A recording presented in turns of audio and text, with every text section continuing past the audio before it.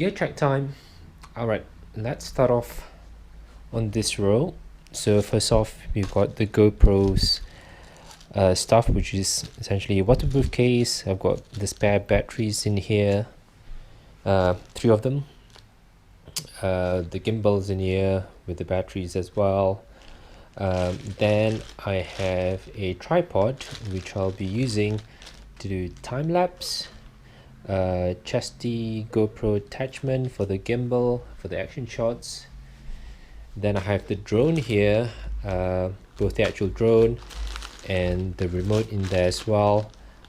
So I don't actually have a case for this, simply because I'm too cheap, and also it's pretty bulky. So what I do is I just bubble wrap everything in Ziploc, and it seems to work pretty good so far. Then I've got 2 batteries to go for the drone, a power bank. Now the power bank pretty much will charge the phone and the GoPro, the gimbal, but not the batteries for the drone, because that requires a higher power output. Headlamp, navigation, GPS sat nav thing, spare batteries. I've also got paper map. I also bring a pen just to note down things, and just as a backup as well, compass. Over this section we have all the bike repair equipment. So we've got lube, super glue, tie levers, zip ties. They're really useful. Odd bits of nuts and bolts, and the spare chain links, spare tube, multi-tool. Then I have my Leatherman and a hand pump. Now to the second row, I have my hydration pack, which is the camel bag, and obviously this is also a water filtration system. And I've got the canister for fuel, and this is actually my stove. If I can open up with one hand, I can't, but there's a stove in there, and the utensils, and a fire starting kit, tea bags and sugars. Then that's my food supply for the next 3 days. Energy bar thing, glucose. So that's all the food stuff. On this one, now we have the camping goods, which is I have the ground sheets, and lines and stakes, to keep everything tight. I actually have the top that I've put into my saddlebag here. Then I have this air mattress, which is pretty comfy and also ultra light, and a pillow. Makes a very comfortable night's sleep. My sleeping bag, and then on here we have all my clothing, which is my waterproof trousers, and we've got beanie hat, base layer, spare socks and underwear, towel. I've got my waterproof jacket here. This is the cover for my backpack. If it gets wet, I can pull that over. And then I also bring a bunch of spare Ziplocs to keep everything nice and tidy and take trash away with me.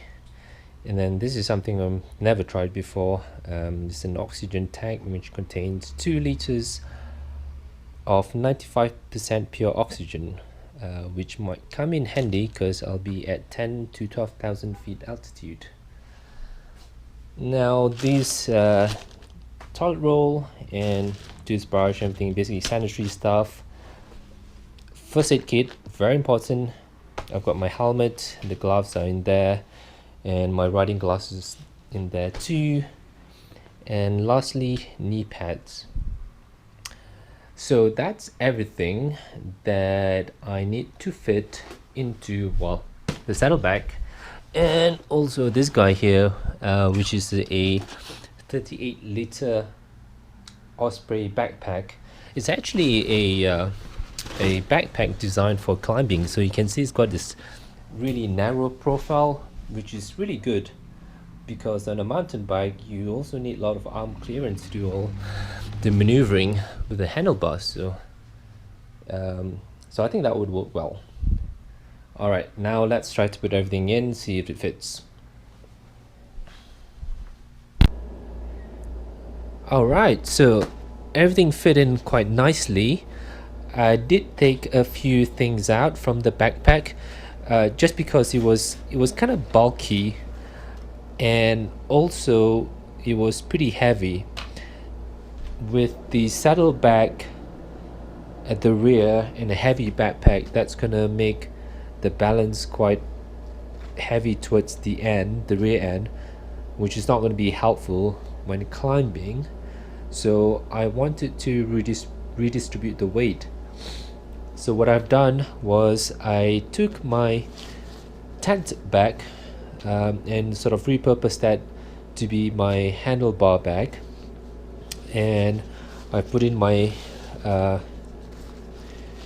air mattress, sleeping mattress, and my sleeping bag, and I think I got some other stuff inside. Don't remember what I put in there. But the thing is, this is not a waterproof material, so I had to put everything into a big Ziploc bag to keep it nice and dry. And then I'm also gonna insert this. So that's a tent pole from my tent. That's going to give it some reinforcement and rigidity to it. And then I went out and I found these straps, which are actually ski straps, but they're pretty durable, rubberized straps that I think gonna work pretty well to attach that to my handlebar. So there we go.